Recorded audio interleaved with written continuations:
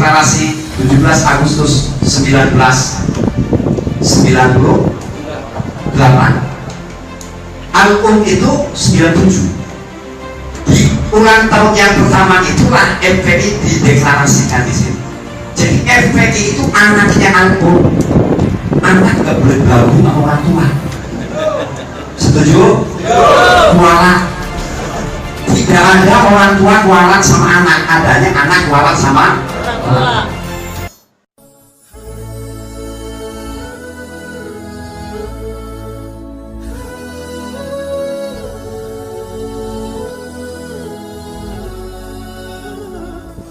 Assalamualaikum warahmatullahi wabarakatuh. Bismillahirrahmanirrahim. Alhamdulillah rabbil alamin wa bihi nasta'inu ala umuri dunya waddin. Asyhadu an la ilaha illallah al-malikul haqqul mubin wa asyhadu anna Muhammadan abduhu wa rasuluhu shadiqul wa'dil amin.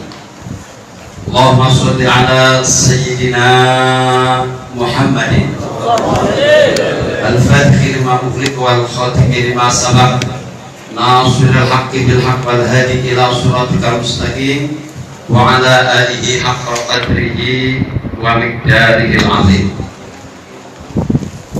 Kepada segenap para alimul ulama, para habaib, para asatid, tokoh masyarakat, para sesepuh, tuan-tuan guru, wabil khusus segenap pimpinan pusat dari Front Pembela Islam yang hadir pada malam hari ini, serta para laskar dan sayap juang dari FPI, wabil khusus kepada Al-Habib Salim bin Umar Al-Hamid, yang beliau ini juga termasuk salah satu deklarator dari Front Pembela Islam. Para pimpinan majelis taklim, juga kepada para alumni,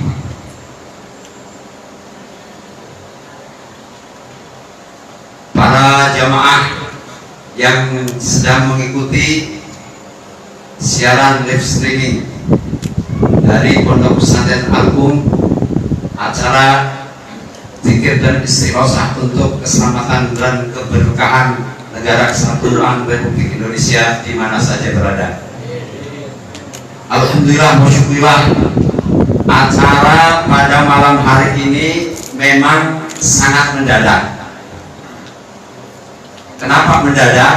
Yang pertama, saya dapat informasi bahwa DPP FPI tidak mengadakan acara milad FPI. Akhirnya saya merasa beban moral, karena Front Pembela Islam dulu dirancang serta dideklarasikan di Pondok Pesantren Al-Um ini dengan berbagai pengorbanan yang cukup panjang. Oleh karenanya saya merasa beban moral kalau tidak ada acara milad Front Pembela Islam.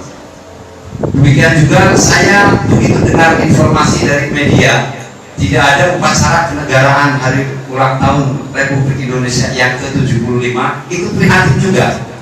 Akhirnya Pondok Pesantren Al-Um tadi pagi mengadakan acara resmi upacara dalam rangka HUT RI yang ke-75.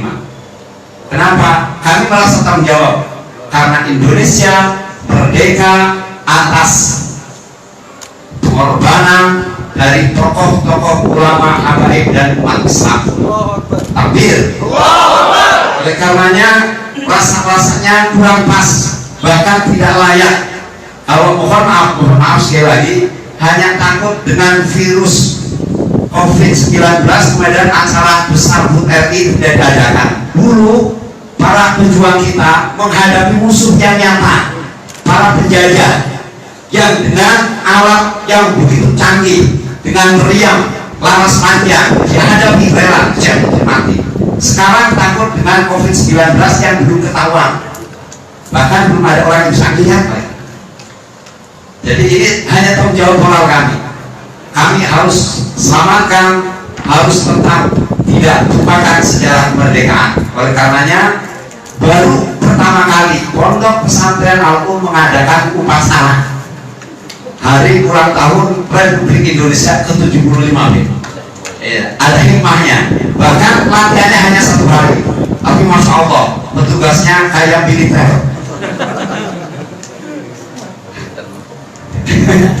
Hadirin rahimahullah, saya akan sampaikan kenapa kita harus tetap mempertahankan NKRI dan tidak boleh melupakan sejarah, bahkan memperingati hari ulang tahun kemerdekaan yang selanjutnya tidak boleh kita itu lemah. Kenapa? Kita ingat bahwa kemerdekaan ini 99% itu hasil kerja keras pengorbanan dari umat Islam. Bukan sejarah, saudara hadirin hadirat rahimahullah. Ketika tentara sekutu akan menyerang Indonesia, Bung Karno galau. Kenapa galau? Karena secara persenjataan dan strategi perang, tentara sekutu jauh lebih unggul.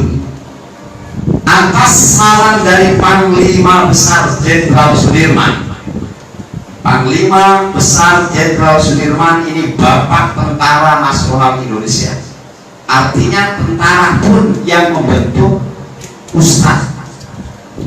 Tentara ini ada atas prakarsa dari tokoh umat Islam, Ustadz Kiai Panglima Jenderal Sudirman. Jadi sangat ironis, bahkan dianggap tentara yang tidak tahu diri kalau dia mengusik ulama, mengusik habaib. Betul? Karena lahirnya TNI itu dari umat Islam, dari Ustadz Panglima Jenderal Sudirman. Atas saran dari Panglima Jenderal Sudirman agar Bung Karno mengirim utusan khusus kepada Roisul Am Nahdlatul Ulama, yaitu Hadratus Syekh Kiai Haji Hasyim Asy'ari di Pondok Pesantren Tebirun Jombang. Kemudian Kiai Hasyim Asy'ari memanggil sahabat karibnya, sesama yang pendiri Nahdlatul Ulama Jombang. Kiai Wahab diminta untuk mengumpulkan ketua-ketua NU se-Jawa dan Madura agar membahas persoalan hukum jihad. Kenapa? Karena yang ditanyakan adalah hukum jihad. Jadi dikumpulkan tokoh-tokoh NU se-Madura dan Jawa, kemudian beliau mengumpulkan ini untuk membahas. Bukan hanya itu, Kiai Haji Hasyim Asy'ari meminta ulama-ulama NU khos untuk istikharah. Salah satunya adalah Kiai Abbas dari Bunten, Cirebon. Ini adalah muqaddam Thariqat Tijaniyah pada awal. Ingat, Tijaniyah telah berjasa dalam rangka kemerdekaan. Ini hadirin hadirat rahimakumullah. Yang menarik, saya dapat cerita ketika Bung Tomo musyawarah minta saran untuk mengadakan Sumpah Pemuda, itu rapatnya juga di Cirebon.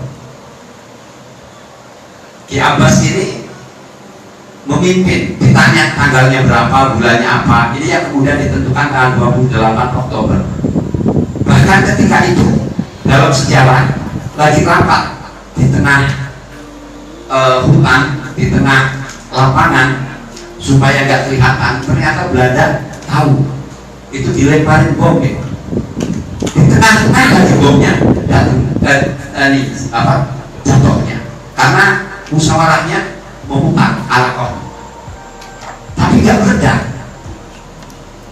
Begitu jatuh di tengah-tengah, Ki Abbas bilang sama Bung Tomo, ambil, kita nggak minta kok dikirim, balikin lagi. Begitu dilempar, dibalikin, ini salah satu karomahnya modal Thariqat Tijaniyah Ki Abbas. Takbir. Hadirin hadirat rahimakumullah, pada tanggal 21 Oktober 1945, setelah delegasi sejawat dan Madura berkumpul di pusat Ansor, kantor pusat Ansor di Surabaya, Kiai Hasyim Asy'ari langsung menjadi pemimpin musyawarah itu, yang kemudian dilanjutkan oleh Kiai Wahab. Setelah melalui diskusi panjang dengan mendengarkan hasil istikharah ulama juga, kemudian esok siangnya tanggal 22 Oktober 1945 pertemuan menghasilkan 3 rumusan penting, 3 rumusan penting yang kemudian dikenal dengan istilah resolusi jihad NU. Perhatikan, Kiai Hasyim Asy'ari sudah dipercaya menjadi pemimpin besar. Ketika dimintain fatwa, kumpulkan ulama-ulama untuk musyawarah. Bukan cuma itu, ulama tertentu diminta untuk istikharah, dibahas hasilnya mengikuti hasil musyawarah dan istikharah. Jadi nggak benar kalau ada satu organisasi musyawarah sudah capek-capek dari habis asar sampai isya dibatalkan hanya sama satu orang, tidak Islami, tidak Qur'ani. Rasulullah menerima hasil musyawarah dari sahabat. Organisasi yang manapun, mau nyebut sebagai negara organisasi Islam, kalau musyawarah besar yang sudah dibahas dengan berbagai argumentasi hukum, sudah capek lama waktunya diputuskan kemudian dibatalkan hanya oleh satu orang, sekali lagi tidak Islami dan tidak nyunah. Kiai Hasyim Asy'ari enggak mungkin begitu. Tetap adakan musyawarah besar, istikharah, dibahas lagi, kemudian hasilnya menjadi rumusan resolusi jihad. Ini ingat, ini jasa sejarah. Apa istilah resolusi jihad NU ini? Isinya 3. Yang pertama, setiap muslim, tua, muda, miskin sekalipun, wajib memerangi orang kafir yang merintangi kemerdekaan Indonesia. Tuh, fatwanya jelas, tegas. Karena hasil musyawarah nggak ada penyesalan, saudara. Makanya musyawarah nggak akan ada penyesalan. Yang kedua, berjuang yang mati dan dalam membela kemerdekaan Indonesia layak dianggap sebagai syahid. Yang ketiga, warga Indonesia yang memihak penjajah sebagai pemecah belah persatuan nasional, dan oleh karena itu harus dihukum mati. Jadi ada warga Indonesia yang sebagai curi-curi, jadi informan untuk kepentingan Belanda. Ini biasanya mazhabnya fungsiologi, pengkhianat wajib hukum mati. Jadikan ini pedoman di organisasi yang manapun, mau NU, Muhammadiyah, MPI, kalau ada pengurus sebagai cumi-cumi, gorok aja. Ini pengkhianat, saudara. Oleh karenanya, saudara hadirin hadirat rahimakumullah, saya tadi sampaikan, demi Allah, saya sempat langsung bicara sama Habib Salim, bahkan telepon-telepon tentang etik. Karena dulu Habib Salim ini ngajar juga di Pondok Pesantren Agung. Awal Habib Salim ini mengajar kitab tasawuf, Habib Rizik mengajar kitab fikih, Habib Muhsin Ahmad Al-Attas ngajar bahasa Arab. Saya ngajar kitab-kitab kuning yang lain. Jadi awal itu di sini FPI digodok, sampai akhirnya saya dengan Habib Rizik kebetulan ada ceramah bareng di Pondok Pesantren Wali Songo, Ponorogo. Sepanjang perjalanan kereta api nggak tidur, diskusi bagaimana mengatasi persatuan supaya umat tidak bertikai, tokoh tidak ribut, dan bagaimana untuk mengatasi kemaksiatan kezaliman yang semakin merajalela. Digodok dari nama sampai lambang, pulangnya dibahas lagi. Makanya kalau pengurus FPI nggak tahu sejarah, akhirnya jadi cumi-cumi. Gitu.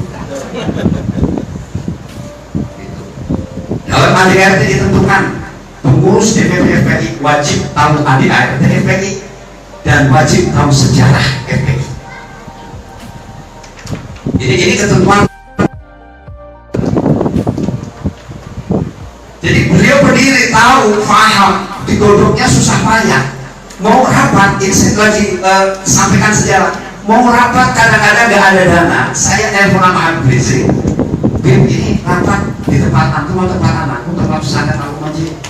Terus konsumsi, nanti adanya berapa? Segini. Ya udah, anak tambahin. Ini aneh. Ini yuk kita patungan. Kita siang malam berjuang ini itu. Sampai besar seperti ini. Bahkan mohon maaf saudara, Anda lihat sampai hari ini, dulu sebelum FPI berdiri deklarasi 17 Agustus 1998, Al-Um itu 97.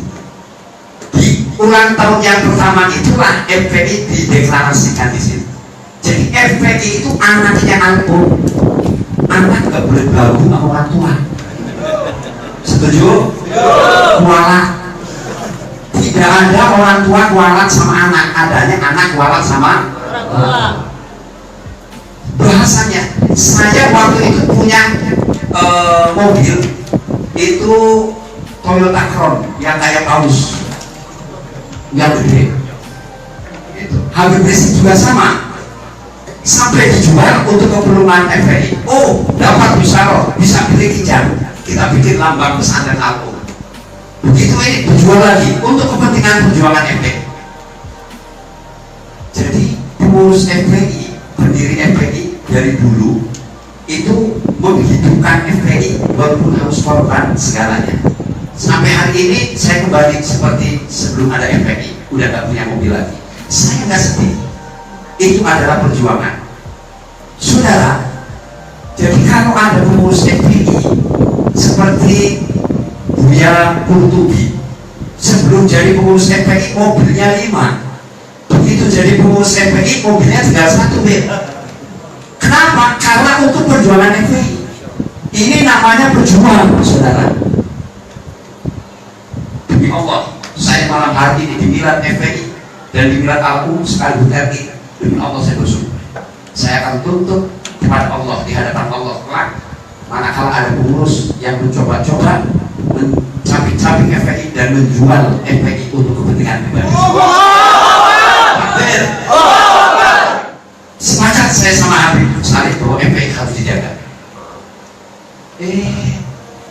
Orang nggak tahu sejarah, nggak tahu ADART, jadi pengurus FPI, mohon maaf, belum sampai 2 tahun jadi pengurus FPI, mobilnya bisa sampai 3, bisa punya villa 2. Innalillahi wa inna ilaihi. Inilah koreksi sudah. Demi Allah saya bisa ikhlas. Saya tidak rela ada orang yang akan mencoba untuk merobohkan FPI, apalagi jual FPI. Saya setuju dengan fatwa NU, pengkhianat hukum mati. Ini sejarah saudara. Oleh karenanya pada malam hari ini saya bersyukur kawan-kawan dari Laskar Pembela Islam ikut hadir, walaupun komandannya bilang kelompok, tapi kita hanya baru ada sekitar 9 Laskar. Bat malah saya nggak kontak, ada berapa? Ada 1 bat, alhamdulillah ada yang mewakili. Ya, saudara, Laskar ada 9, dan apa karena NU juga bintang 9 tambangnya. Ya, jadi mungkin disamain begitu. Jadi ini acara kita mendadak. Mohon maaf, Al-Um dari sejak berdiri sampai hari ini transparansi. Ini alumni tanya dari angkatan awal sampai yang sekarang, keuangan terbuka, keuangan detail kita laporkan sama santri, pemasukan berapa, dari mana saja. Padahal pesantren kiainya punya hak otonom, mau uang dari santri dipakai sendiri, mau untuk apa, hak pribadi dari yang punya pesantren. tidak itu. Mendidik untuk santri bertanggung jawab. Urusan umat 1 rupiah pun harus dipertanggungjawabkan. Betul? Nah, saudara, saya sampaikan begitu saya punya basirah untuk mengadakan ini, ada lintasan Satir Khair untuk mengadakan acara ini, saya minta kepada alumni Pondok Pesantren Al-Um dari angkatan pertama sampai yang terakhir untuk ikut partisipasi. Saya instruksi sama alumni yang ada sudah mengabdi di sini, sama Ahmad Komari di share. Jadi mohon maaf, saya sampaikan konsumsi yang tersedia pada malam hari ini itu hasil dari pengumpulan dana alumni. Ingat ya, tidak ada dana pemerintah kan? Satu. Yang kedua, kemarin Ustadz Haris bendahara DPP FPI datang silaturahmi. Kemudian setelah silaturahmi dia pamitan memberikan sumbangan. Syekh DPP FPI memberikan sumbangan untuk acara Milad Al-Um dan FPI pun tadi juga dia kasih 5 juta. Kalau ada orangnya saya langsung mau tanya, tapi orangnya belum datang. Saya bilang, Ustadz Haris, demi Allah, saya tidak pernah mengharap bantuan dari DPP FPI. Kenapa? Saya merasa memiliki FPI, saya harus membesarkan FPI, bukan minta dari FPI. Tapi ini saya sumbang, ya saya terima kasih. Begitu ada tambahan 5 juta, saya perintah sama istri saya, Sarifah, tolong bikin nasi kebuli, tumpeng nasi kebuli jadi 2. Tadinya niatnya 1, ini niatnya yang ini. Karena ada sumbangan FPI, ini untuk FPI ya. Uang itu kita manfaatkan. Bukan hanya itu, door fresh ada dari FPI. Kita betul-betul menyalurkan kepada apa yang menjadi amanah. Saya sampaikan juga. Jadi nanti ada door fresh. Ini saya door freshnya cukup banyak, bahkan ada door fresh uang tunai. Nggak tahu ini uang tunai berapa miliar. Itu ada rice cooker, ada kipas. Ini karena kepanasan mikirin COVID, jadi mesti harus ada kipas. Gitu. Ya, karena kemiskinan semakin ada di mana-mana gara-gara COVID, maka harus rice cooker di rumah tapi ada nasi. Gitu. Nah, kemudian para jamaah hadirin hadirat rahimakumullah, kembali kepada sejarah. Resolusi jihad inilah yang menjadikan sekutu tunggang langgang menghadapi para pejuang dari seluruh pesantren digerakkan.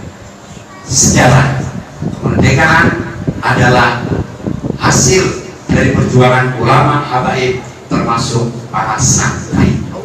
Takbir. Jadi jangan coba-coba pesantren dibobok-bobok. Ini penting, sengaja saya sampaikan. Hadirin hadirat rahimakumullah, saya sampaikan tadi, saya heran kalau ada orang Indonesia apalagi Islam tapi nyinyir terhadap Arab apalagi Habaib. Heran. Kepenginnya saya yang begitu itu saya ambil, saya salaman, saya sumpetin ke got. Ini gak tahu sejarah, saudara. Nah, Indonesia merdeka ini ya para ulama, para habaib. Habaib yang notabene keturunan Arab sudah dinyatakan sebagai pribumi. Itu resmi undang-undang. Oleh karenanya, mari kita lihat sejarah. Sultan Hamid II yang terkenal dengan nama Abdul Hamid Al-Qadri, Syarif Abdul Hamid Al-Qadri. Ini yang merancang lambang negara Indonesia, Garuda Pancasila. Yang merancang lambang Garuda Pancasila itu Habib Syarif. Itu kan kenapa Habib diubah-ubah? Ini dia, kalau ada orang Indonesia jadi pemimpin nggak tahu sejarah. Ya, mudah-mudahan pemimpin kita diberikan pemimpin yang terbaik. Yang sudah memimpin mudah-mudahan dikasih hidayah oleh Allah Subhanahu wa Ta'ala. Kalau susah mendapat hidayah, usaha mudah-mudahan cepat mati itu. Amin. Amin. Sama saya doakan sama Allah pengurus DPP FPI dan pengurus FPI sampai ke cabang-cabangnya yang ikhlas berjuang lillahi kalimatillah dengan kendaraan FPI, ya, tidak memanfaatkan FPI sebagai ladang hariannya untuk menjual yang batil, hak-hak batil putar. Saya doakan berkah panjang umur, rezekinya melimpah ruah tanpa susah payah, penuh dengan berkah. Tapi kalau ada pengurus DPP FPI yang dia memanfaatkan kepengurusannya untuk kepentingan pribadi, apalagi dia menjadi pengkhianat termasuk di DPD, DPW, DPC, saya doakan kepada Allah mudah-mudahan dapat petunjuk. Kalau belum juga dapat petunjuk, mudah-mudahan Allah cepat bikin mati. Amin. Amin. Ini kadang-kadang ujiannya. Saya lihat ini Kiai Haji Ja'far Shodiq, ini Masya Allah, ini awal juga. Kalau beliau nggak sakit, dia hadir malam ini. Tapi beliau lagi sakit, beliau gejala stroke. Kita doakan pada malam hari ini, mudah-mudahan Kiai Haji Ja'far Shodiq diangkat penyakitnya oleh Allah. Penyakitnya menjadi kifarat bagi dosa-dosa. Al-Fatihah. Bismillahirrahmanirrahim. Alhamdulillahirabbil alamin. Arrahmanir rahim.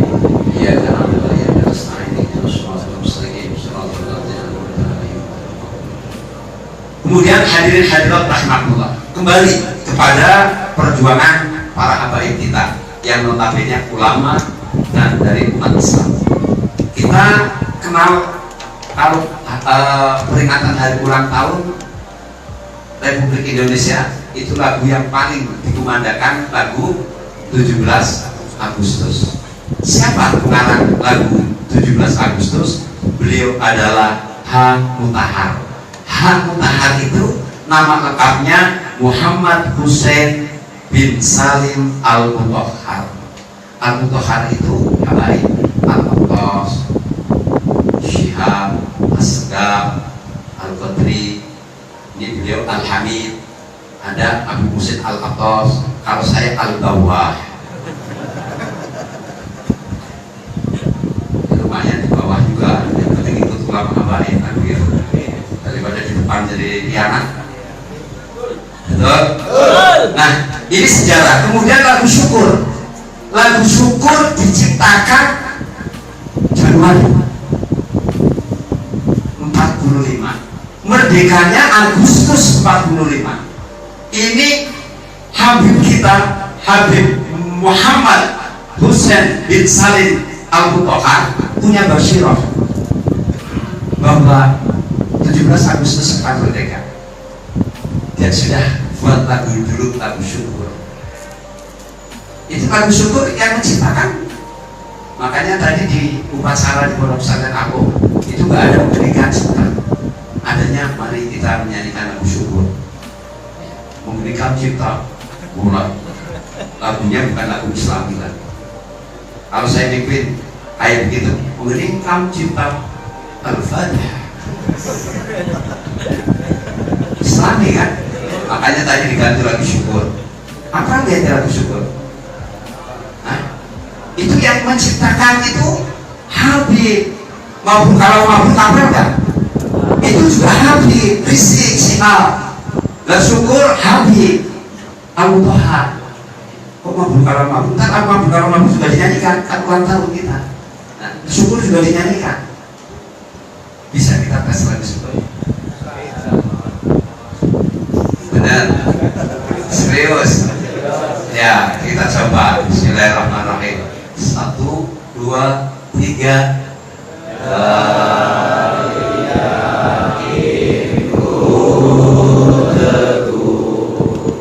Hati ikhlasku penuh akan karuniamu.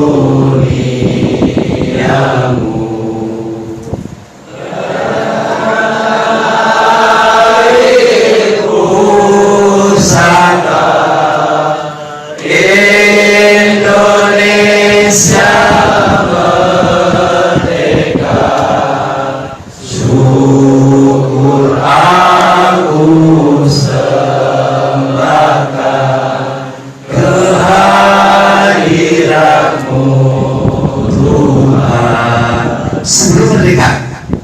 kemudian itu dikumandangkan, diviralkan kalau bahasa sekarang setelah merdeka. Ini baik. Nah, nanti kira kemerdekaan itu hadiah dari SpongeBob.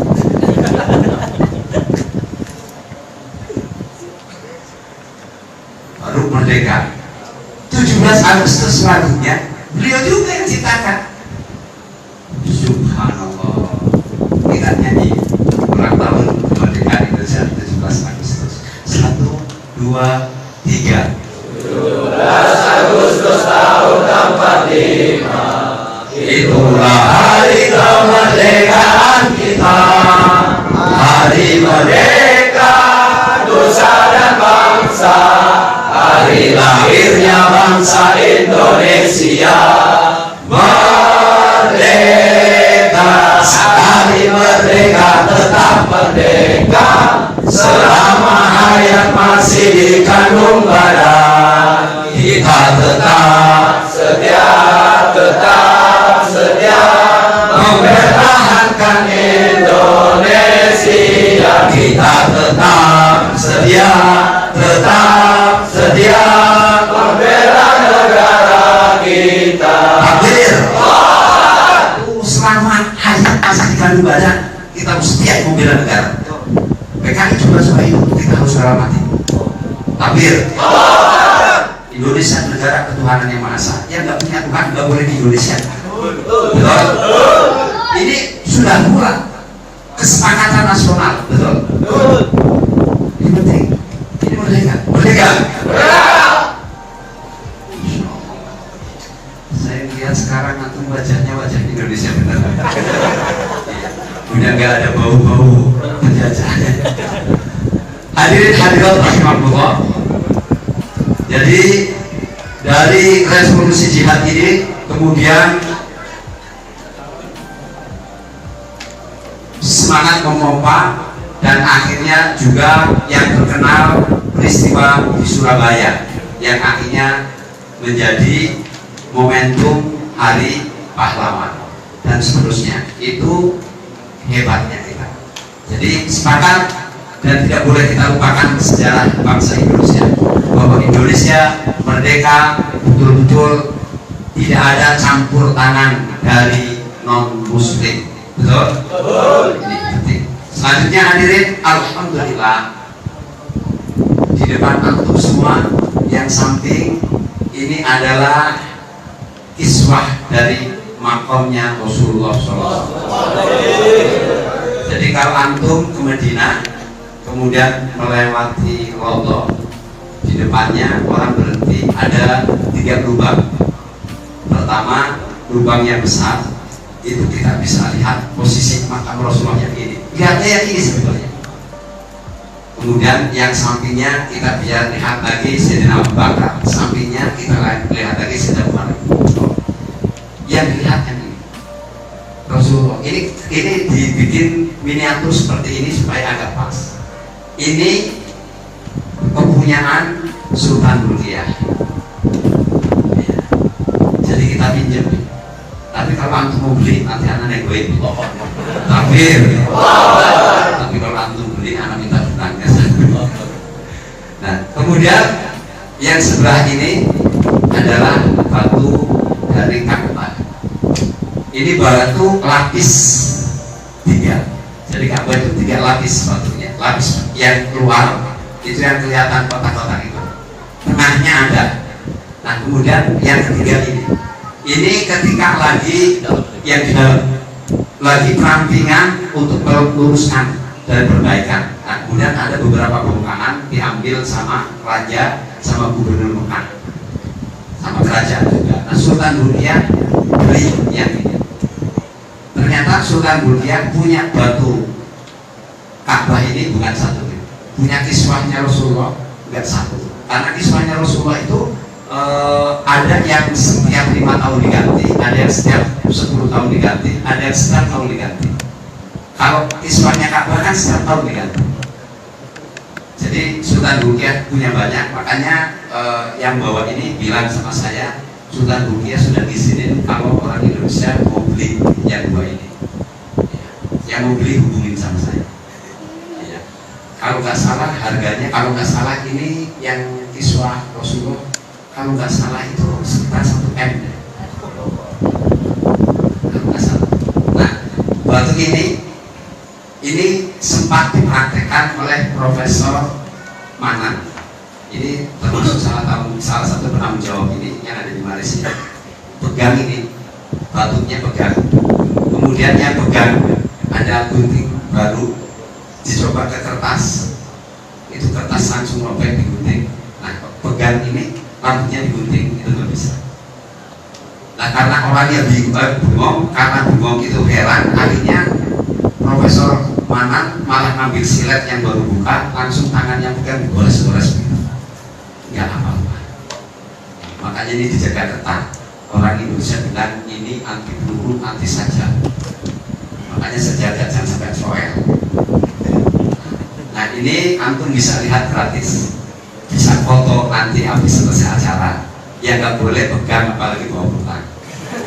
Ya. Saya pada waktu melihat benda-benda Rasulullah di Turki itu nggak bisa motret gitu. Kalau kita potret pakai HP, nanti HP-nya disimpan, apalagi megang. Nah, di sini antum bisa motret agak deketan, boleh.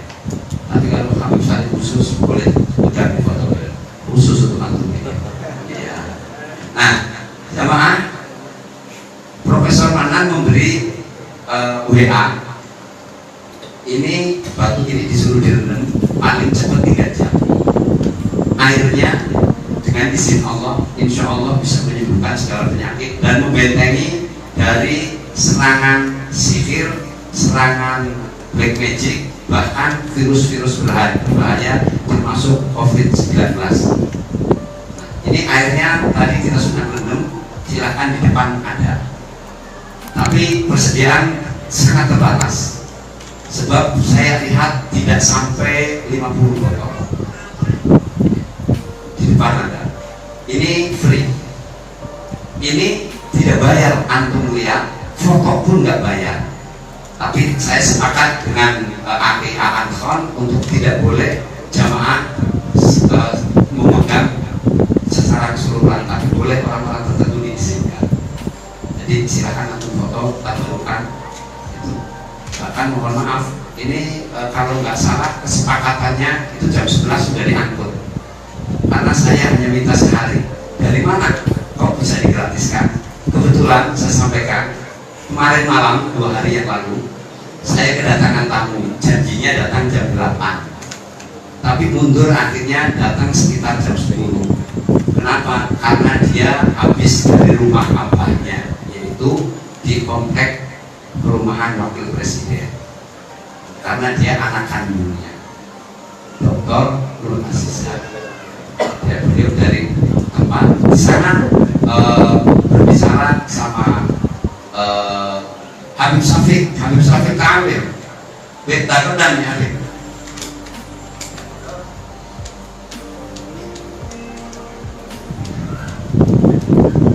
Halo. Jalan. Ya, sambil lanjut saudara. Jadi kemudian beliau bercerita, beliau kirim salam. Abah kirim salam. Dan Abah bilang sama saya agar saya silaturahmi ke Pondok Pesantren Agung sekaligus minta doa. Abah bilang kenal betul sama Syekh.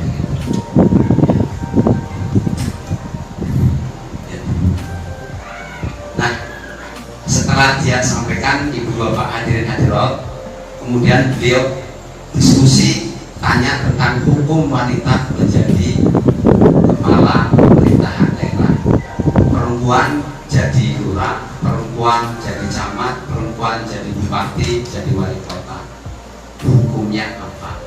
Saya masih ingat ketika diskusi sama Habib Rizik tentang pencalonan perempuan jadi wali kota dan bupati serta ke bawahnya sampai lurah. Di dalam mazhab Syafi'i saya bilang perempuan wanita menjadi wali kota, menjadi bupati, apalagi lurah diperbolehkan. Tapi kalau jadi presiden, sepakat ulama Syafi'iyah larang. Akhirnya beliau mengatakan, oh rupanya Abah nyuruh ke sini supaya saya lebih mantap. Mantap apanya? Ya mantap hukumnya. Ya boleh, silakan. Akhirnya beliau bilang, tapi saya ngasih dukungan saya untuk menjadi wali kota Tangerang Selatan urusan lain. Inilah ditanya hukum. Saya bilang, urusan saya mendukung atau tidak, tunggu saya akan istikharah. Saya jawab begitu, saudara. Ini urusan ini nggak enteng, saya tetap istikharah. Terus ibu kan belum deklarasi. Terus ibu ini majunya dari mana saya belum tahu. Ini negara partai, makanya lihat partai. Begitu akhirnya yang mendukung sementara ini itu sudah 2, PKS sampai PKB. Sementara ini udah nggak, yang Anda dengar dari beliau masih 2. Jadi saya yang belum dengar langsung, saya masih ini P3 Demokrat itu masih negosiasi. Tapi yang sudah positif 2. Saya bilang PKS sudah tidak diragukan. PKS sekarang sudah sama dengan kita. Tahlilan Maulid Nabi. Bahkan Presiden PKS yang terakhir itu menyatakan tidak boleh membenci ulama habaib karena ini adalah yang berjuang kemerdekaan. Kemudian dia cerita tentang habaib. Kenapa? Karena di situ sudah ada Habib Salim Jufri. Nah, Habib Salim Jufri inilah yang telah mensunnikan. Nah, terus itu berita. Kalau PKB sudah antum sudah tahu semua. Nah, itu dari sisi partai saya bilang pendukungnya saya cocok. Mohon maaf, FPI sendiri sama PKS masih erat karena PKS dianggap masih konsisten dalam mempertahankan kebenaran. Akhirnya beliau bilang, ya saya yang sudah positif ini. Jadi bagaimana? Saya akan istikharah dulu. Nanti musuhnya siapa saja, saya bilang musuhnya, bukan pesaingnya. Ya kalau gitu kan memang musuhan. Ya, nah, ini siapa? Pasangan ini sama siapa-siapa. Nanti kita akan menimbang. Oh kalau ini ada haji lagi misalkan. Ternyata pendukungnya dari partai Salibis, partai anti-Islam. Wah itu udah haram jaga. Karena kan negara partai. Jadi itu kenapa saya bilang akan istikharah. Nah kemudian setelah selesai diskusi, saya bilang salam sama abahnya. Itu Kiai Ma'ruf, tolong masih jadi wakil presiden, dekat dengan ulama, dekat dengan habaib. Beliau kan pernah pesantren, ini pesantren yang dimusuhi. Beliau berkunjung supaya tidak dimusuhi. Ini benar saya mau gitu. Di antaranya saya bilang, Bapak sampaikan sama wakil presiden supaya berkunjung ke pondok pesantren Darussalam yang diasuh oleh Kiai Haji Syekh Soleh Basara. Berkunjung, ini simbol umat. Jamaah majlis taklim rutin Senin Pona itu sudah mencapai 30.000 jamaah. Saya sampaikan dulu dan nanti saya sampaikan sama Abah. Saya bilang kalau nanti disampaikan sama Abah setuju, Abah berkunjung, saya akan berikan hadiah tongkat khusus. Tapi bukan tongkat ini, bukan tongkat ini. Saya juga baru dapat hadiah dari Profesor Mana. Ini kayu plus putih, tongkat Rasulullah. Ini kenang-kenangan karena saya dianggap membantu untuk pemeliharaan seluruh barang-barangnya Rasulullah yang sekarang lagi ada. Tapi saya akan kasih hadiah, saya bilang saya kasih hadiah. Ada tongkat orang Indonesia, khas Indonesia. Apa? Gali asem. Itu gali asem antum sakit perut. Ini bukan syirik ya, wasilah. Syirik dong, gak pernah ngaji tauhid itu kita syirik. Nanti ke dokter syirik juga dong. Minum oskadon syirik juga. Ngaji dulu buat tauhid. Ya, baca tasawuf gitu, tasawuf toreko, teras. Nah saya kemarin sakit perut, saya ingat, saya punya tongkat. Kalian, saya tarik. Kurang mantap, saya pakai ini juga. Ini sih ada hadisnya. santri sembuh tanpa harus minum obat. Nah, itu antum ada orang bilang sakti dipukul nggak apa-apa, hantam aja pakai kayu gali asem, ambruk. Benar. Ini gali asem ini saya dapat hadiah juga dari saya punya saudara yang setia, nggak saya sebutkan namanya. Ini gali asem yang asemnya sudah ratusan tahun, dan dari ujung ke ujung itu memang asem semua, gali asem semua, plus ujung atasnya pegangannya kanan kirinya itu batu permata. Saya bilang kalau nanti Abah Yai Wakil Presiden berkunjung, saya akan kasih hadiah itu. Oh ya, nanti akan saya sampaikan sama Abah saya. Nah, begitu sebelum pulang makan, jadi ini nih, makan nasi kebuli sama nasi mandi. Waduh, ini benar nih, padahal saya habis makan tadi sama Abah di rumah Wakil Presiden. Anak Wakil Presiden dikawal, Pak. Bilang, siapa ya? Jangan ada yang benar. Iya. Berapa orang? Cuma 2 orang. Saya nggak percaya. Ternyata benar, 6 orang lebih, 2 mobil. Loh, kenapa? Karena dikawal. Anak presiden dan wakil presiden itu ada undang-undangnya, ada dikawal. Mobilnya aja pelatnya butuh sekat. Iya, ini pelat mobil begini polisi kagak doyan. Iya, ada pelat mobil yang polisi kagak doyan, asem. Kalau nangkep percuma. Nah, begitu dasar ini, masya Allah, nasi kebulinya enak betul, Umi. Panggil Umi, Bunyai enak betul nih. Al Jazeera kalah nih. Alhamdulillah. Saya bilang ini buat sendiri. Masya Allah, pintar masak ya. Bunyai pintar masak, pintar buat anak. Akhirnya Umi bilang, Bu Aziza, alhamdulillah sekarang kita sudah memproduk nasi mandi dan nasi putih instan. Ada yang untuk porsi 5 orang, ada yang untuk 8 orang. Tinggal baca petunjuknya, cara masaknya, ikutin. Rasanya tidak kalah dengan Palestina dan Aziza. Di depan sudah tersedia iklan sebentar. Promosi yang penting gak jualan di majelis ya. Kalau bukan umat Islam yang memperbesar umat Islam siapa? Iya kan? Termasuk air ajwa, ajib water. Itu yang punya Habib Ustaz Ahmad Al-Habsyi ada di depan. Termasuk air yang sudah direndam ini ada di depan juga. Jadi antum kalau bawa uang cuma 300.000 kurang cukup. Kita punya duit tapi tetap cukup, kalau masuk ke sini cukup semua. Amin. Berkah. Hadirin hadirat, begitu sudah selesai makan lagi pamit,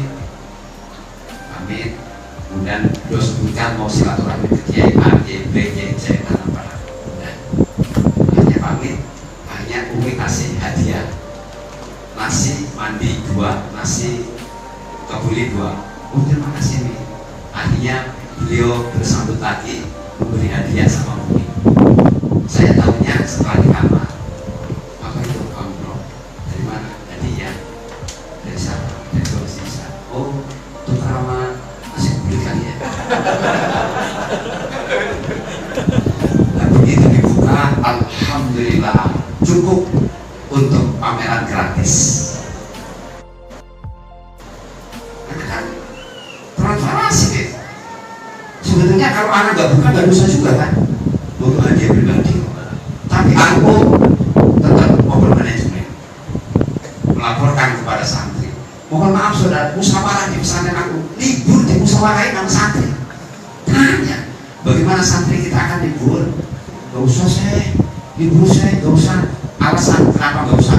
Ini saya gak bisa pesen tiket pesawat, kereta api, mobil gak ada ke Jawa Timur.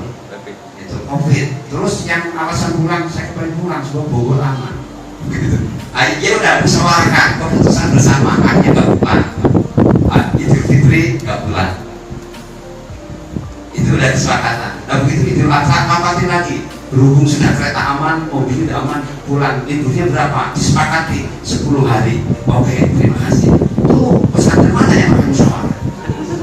Sampai libur di musyawarahin. Ini yang alumni yang pertama yang kebingungan.